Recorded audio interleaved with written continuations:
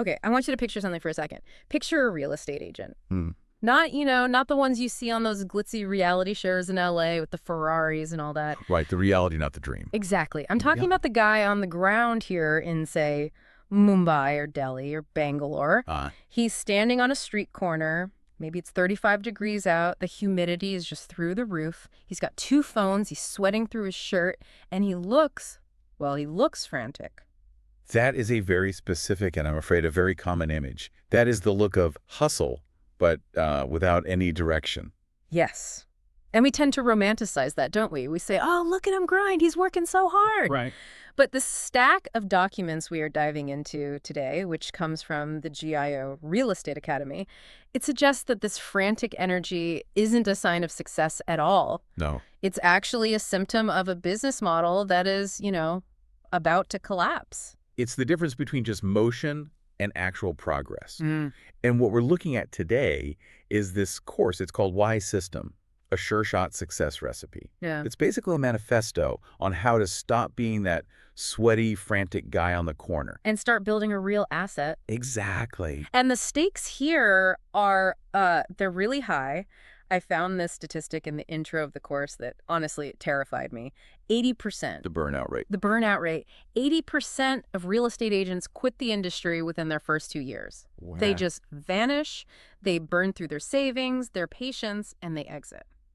It's a brutal statistic, but when you look at the mechanics of the Indian real estate market, which is the specific context for this deep dive, it actually makes total sense. This isn't a plug-and-play industry. That's what I wanted to ask you. Is real estate in India really that different from, say, the US or Europe? Oh, completely different universe. Yeah. I mean, in many Western markets, real estate is fairly transactional. You want a house, here's the price. Here's the inspection report. The bank handles the rest. It's a transaction. In India, it's an emotional odyssey. An odyssey. Well, think about it. There's a massive trust deficit. Buyers are skeptical of builders. They're skeptical of prices. They're terrified of the paperwork. Right. Plus, the sector is still largely unorganized. So as an agent, you aren't just a salesperson. You are a therapist, a legal consultant, a negotiator, and a punching bag all rolled into one. So if you walk into that chaos relying just on your charm or your hard work, the market basically just eats you alive. Precisely. And that is the central mystery we are unpacking today. Why does talent, the charismatic, smooth-talking agent, why does that so often fail? While systems, sometimes used by people with way less natural charisma, succeed. The document lays out a pretty specific formula for this. And I love a good formula. It says success equals system plus skill plus consistency. It sounds simple, almost cliche, doesn't it?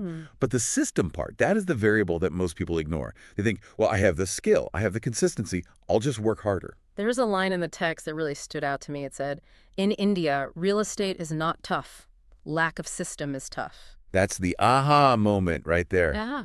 If you don't have a system, every single day is a new emergency. You wake up, you check your phone, and you just let the world dictate your schedule. Right. The source calls this a lack of daily discipline. But I'd go further. I'd call it professional drift. You're just drifting wherever the wind blows. So let's define this system, because when I hear the word system, I immediately think of like a boring Excel sheet or some CRM software that I'm never going to use. Yeah. But the GIO Academy seems to be pitching something much bigger here. They describe it as a business growth ecosystem. Think of it less like a checklist and more like a gym. A gym? Yeah, a gym. I mean, you could do push-ups at home, sure. But if you go to a gym, you have the equipment, you have the right environment, you have other people working out, which gives you energy. Okay. An ecosystem is an environment you live inside that sort of forces you to grow. Okay, I like that. So let's look at the equipment in this gym. The source breaks it down into 4 pillars. And I want to push back on a couple of these because they sound like, standard corporate speak. But the text insists they're crucial. Go for it. The first one is online meetings. I know what you're thinking. Oh, great, another Zoom call. Exactly. How is a Zoom call a system? It's about the rhythm. The source emphasizes that for a solo entrepreneur, which is what a real estate agent is, isolation is the silent killer. You don't have a boss. You don't have to show up at 9 a.m. The online meeting is the accountability loop. It forces you to start your day with intention. It's the roll call. Okay, that makes sense. The daily discipline piece. Yeah. Then you have offline meets. That's the energy transfer. Real estate in India is a handshake business. You know, you need to see other people winning. Right. The source describes these offline gatherings as an energy boost. Right. If you've been rejected on the phone 10 times in a row, seeing a peer who just closed a big deal reminds you that it's actually possible. And the last two are big webinars and seminars. And those are for vision and credibility. That's where you stop thinking about selling one flat to pay your rent and you start thinking about building a brand. It expands your whole horizon. Now, this leads into the part of the notes that I found the most actionable. It's the income formula. And this is different from the success formula we mentioned earlier. This one is skill times activity times review times mentorship equals predictable income. And you have to pay very close attention to the math there. It's multiplication, not addition. Which means if any one of those variables is zero, the whole thing is zero. That's hard. But it's reality. You can be the most skilled negotiator in Mumbai. You know every law, every price point. But if your activity, your actual calls and meetings, if that is zero, you make 0 rupees. Skill doesn't pay the bills. Applied skill does. The one that really stood out to me was review. I feel like that's the one everyone skips. It is the most overlooked variable by far. It's the ego check. So why do we skip it? Because it's painful. Review means looking at your data and admitting you failed. It means saying, okay, I made 50 calls and got 50 hangups. Maybe the market isn't the problem. Maybe I am the problem. Ouch. Most people would rather just make another 50 calls than actually fix their pitch. That's literally the definition of insanity, right? Doing the same thing over and over. Exactly. The review effectively stops the insanity. It turns what they call a hamster wheel into a ladder. Speaking of the hamster wheel, the source poses a question here that I think every freelancer, every agent needs to ask themselves. If tomorrow your leads stop, what is your backup system? It just stops you cold, doesn't it? Most agents live deal to deal. They're hunters. They kill something, they eat, and then they starve until they kill again. A system is farming. You plant seeds, your branding, referrals, networks, so that leads come to you. If your phone doesn't ring unless you pay for an ad, you don't have a business. You have a gig. A very, very stressful gig. Now, this need for a system becomes even more critical because the market itself is changing. The source material pivots here to what they call the modern twist. Yeah. And I love the phrase they use, evolve or dissolve. A little dramatic, but it's accurate. Yeah. The documents discuss how the Indian real estate market is moving beyond just buying and selling, a simple 2-bedroom flat. We are entering the era of fractional ownership. That's a huge deal. So for those listening who might not be finance geeks, can we break down what that actually is? Sure. This is a massive shift. Historically, if you wanted to invest in Indian commercial real estate, say a grade A office building in a tech park in Bangalore or a luxury warehouse, you needed deep, deep pockets. We're talking crores of rupees. Exactly.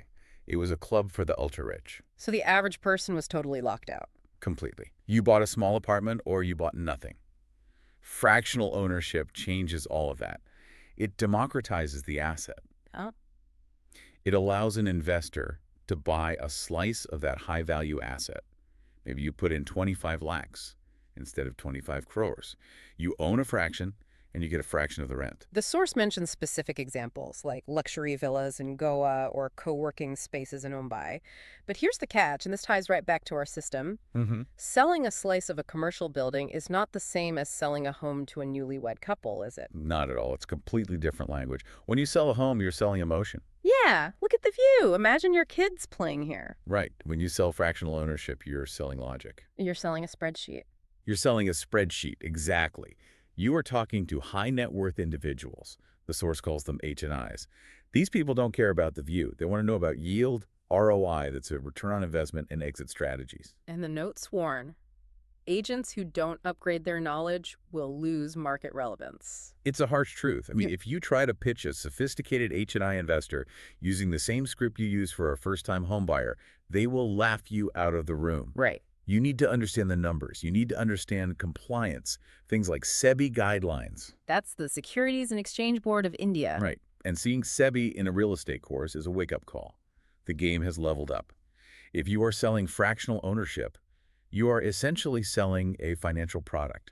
You have to speak the language of a wealth manager. This just explains why the system we talked about emphasizes skill and mentorship so heavily. You can't just wing a discussion about rental yields and capital appreciation. No, you can't charm your way through a math problem. You have to know the answer. The text mentions a specific objection handling technique for this.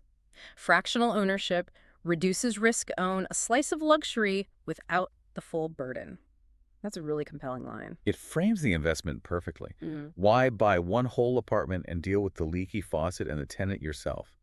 Buy 10% of a commercial building managed by professionals and just collect the check. Yeah. But to deliver that line with authority, you have to believe it, and you have to understand the mechanics behind it. So we have the system, the gym for your business, and we have this really complicated new market that requires high-level skills. But knowing what to do is very different from actually doing it. Execution is everything. The source has a section on the psychology of routine that breaks down how different agents behave. And they use this narrative device here that I really liked, the tale of three associates. It's a great way to visualize where you might fit in. Let's walk through them. First, we have Associate A. Associate A is the random worker, the dreamer. We all know this person. They wake up, maybe scroll Instagram for an hour, call a few friends, maybe post a listing on Facebook if they feel like it. Right. They treat real estate like a hobby, but they expect a CEO's salary. And the result of that? Inconsistent income, high anxiety. They're always just hoping for that lucky break, like a lottery winner. Then there's Associate B, and honestly, I kind of feel bad for Associate B. Associate B is the tragic figure of the industry, the hard worker. Tragic. They're working hard. Because they are working inefficiently. They're out there in the heat, showing 20 properties a week, driving all over the city in traffic. They say yes to every client, even the ones who aren't serious. They don't use the CRMs. They don't review their data. They are just running on a treadmill, lots of sweat, but no destination. And the result is just burnout. Total exhaustion. They eventually quit because they equate working hard with success. And when the success doesn't come, they get bitter. They start to blame the market. And finally, the hero of the GIO Academy story, Associate C. Associate C surrenders to the system. And that's the key word there, surrender. They don't try to reinvent the wheel. They don't necessarily work more hours than Associate B, but they work structured hours. They go to the meetings. They filter their clients. They focus on high-ticket items like fractional ownership because they took the time to learn the skills. There is a specific success story in the notes that seems to be the prototype for Associate C. It mentions an associate who went from absolute zero, to closing 15 fractional deals in a single year.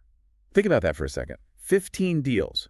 In the fractional space where the ticket sizes are high, that is a life-changing income. Absolutely. And the key takeaway from the source isn't that this person was a genius or had some magic Rolodex. It was that they engaged fully with the ecosystem. They used the mentorship to close the gaps in their own skill set. They didn't have to know everything themselves. They just had to follow the process that did. It really does come down to identity, doesn't it? The final module of the course talks about an identity shift, and it asks you to kill your old title. This is the most profound part of the deep dive for me. It's all about how you see yourself. The text is very firm on this. You are not a broker. You are not a commission agent, and God forbid you are not a deal chaser. Those terms, they just smell of desperation. They imply a transactional relationship. I do this, you pay me, goodbye. That's small thinking. Yeah. And frankly, in the Indian market, broker can sometimes be a dirty word. It implies a middleman who adds cost but no value. So what does the source say you should be? You are a real estate consultant, a wealth advisor, a business builder. Is that just semantics, just fancy words to make yourself feel better in the morning? No, it's mindset. And mindset dictates behavior. If you believe you are a wealth advisor, you don't beg for the sale. You prescribe a solution. You tell the client, based on your portfolio, this fractional ownership opportunity in Mumbai fits your risk profile. That is a very different conversation than, sir, please buy this flat. It's very nice. Completely. It shifts the entire power dynamic. People buy from authority, especially when they are parking large sums of money in things like fractional ownership. They don't want a friend. They want an expert. And the GIO system is designed to manufacture that expertise. It's about building a legacy rather than just chasing the next check. Which brings us to the promise at the very end of the document, the outro. To 30-year promise. The quote is, if you follow the system for 3 years, the system will take care of you for 30 years. That is a concept of compounding, but applied to your effort. The first 3 years of building a system, building your database, your reputation, your knowledge of fractional ownership, it's hard. It's heavy lifting. It feels like pushing a boulder up a hill. But once you get to the top, The boulder rolls down the other side. The leads start coming to you. The referrals start flowing. The system takes over. You stop hunting and you start harvesting. So if we look at the big picture here, the natural, the talented lone wolf burns out because talent doesn't scale. The system agent wins because structure is scalable. And in a market as complex, as emotional, and as messy as India, structure is really the only thing that keeps you sane. I want to leave our listeners with a final thought to mull over. We talked about that formula skill times activity times review times mentorship. I want you to focus on the review part because I think it's the one we all skip. It's definitely the one that requires the most courage. So here's the question. If you audited your last week of work, and I mean really looked at it honestly, was your activity proactive or was it just reactive? Were you building a pipeline or were you just answering the phone? Because if you can't distinguish between the two, you might be Associate B. And we know how that story ends. Thanks for taking the deep dive with us. Always a pleasure.